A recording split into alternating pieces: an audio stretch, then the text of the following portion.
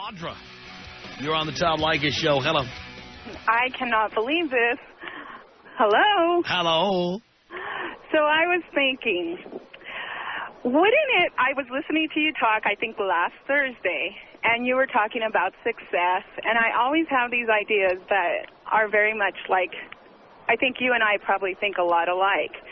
And so I was listening to you, and I always have these comments to make to you. I always drive home, try to call you. I always get put on hold by Dean and never make it. By the time I get home, I never got on the air. So I've been thinking of writing you this letter and see, I'm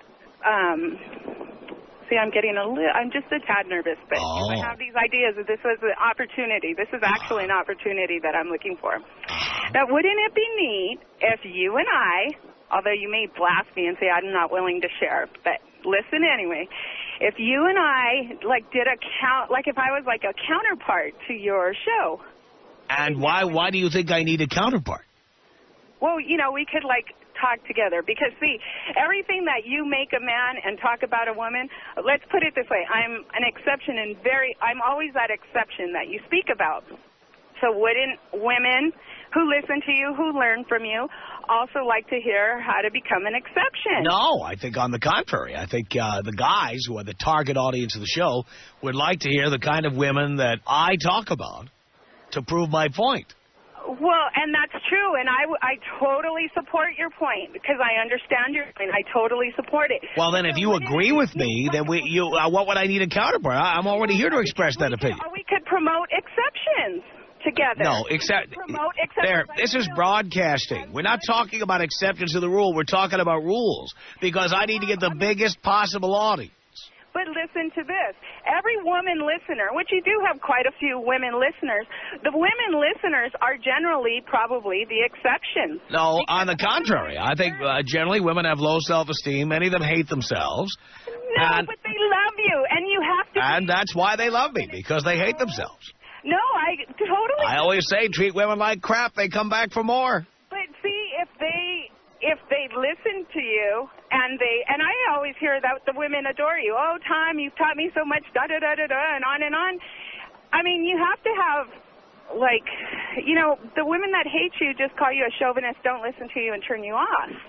But they don't turn me off. They're all listening. The more they hate me, the more they listen.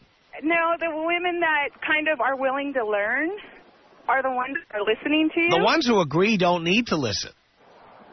I listen to you all the time. I know you do. Such the exception. But that's my point, dear. I can't make my business with exceptions to the rule. I have to talk to the rule. The rule is a much larger audience. Okay, you talk to the rule. You talk to the men that are supposed to be listening to you. And how many of your men listeners call in and say, yeah, they got a girl pregnant and they don't love her anymore? So what? Obviously they're exceptions to your rules.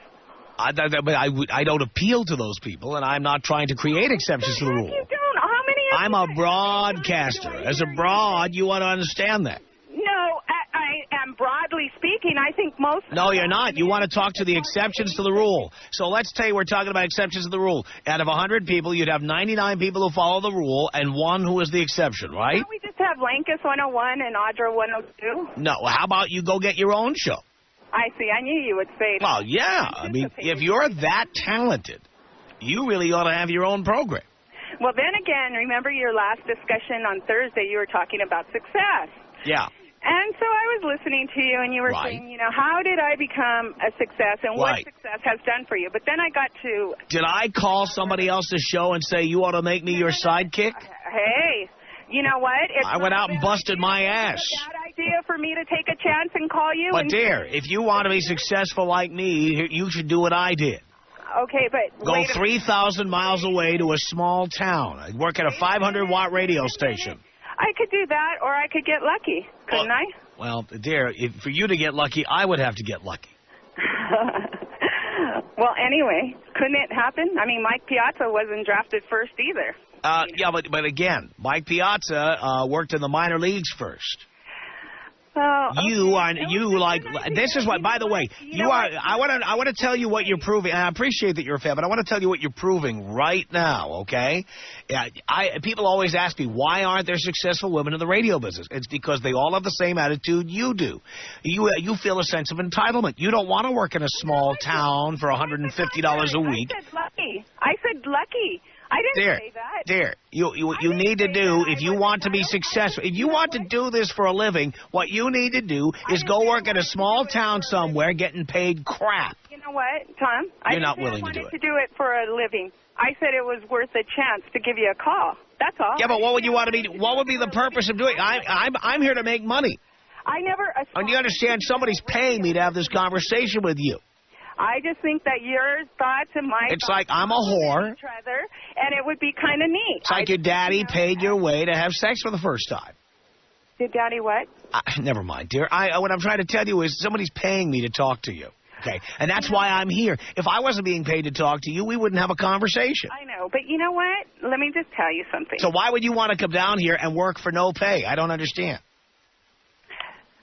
You know, I mean, I'm sure your success is even based on taking chances.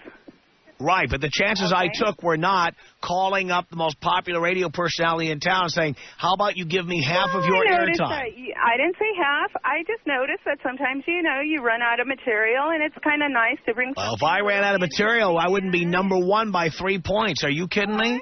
You have to do things to maintain number one, and sometimes bringing in... Yeah, but bringing in other people with no experience is not the way to do it. Well, you never know. No, dear, I do know. I've been in this business since I was 14 years old, bringing people in without experience. That's what they do at KFI, okay? You take somebody out of the hallway, a receptionist, a producer, anybody. Just an idea. You take the janitor, and he gets a talk show. That's what they do over there. Would I be better off keeping my ideas to myself? Or Maybe. Venturing and Maybe have somebody just blast me, and that's it. Well, again, an idea. dear, the end of the idea. It's an insult to people like me who had to work all those years, work my way up. I'm supposed to, like you're a lotto winner, I'm supposed to reach into the barrel and pick out a winner and put you in the studio without any experience at all, without you having to do any work or develop an act or anything. I resent the idea that you think so little of what I do that you think you can just plop your fat ass in this seat opposite me and be, listenable like I am. Every now and then. Not even every now, dear. If you want the privilege of sitting in a major market radio studio talking to millions of people, you do what I did. You go to a small town and develop an act.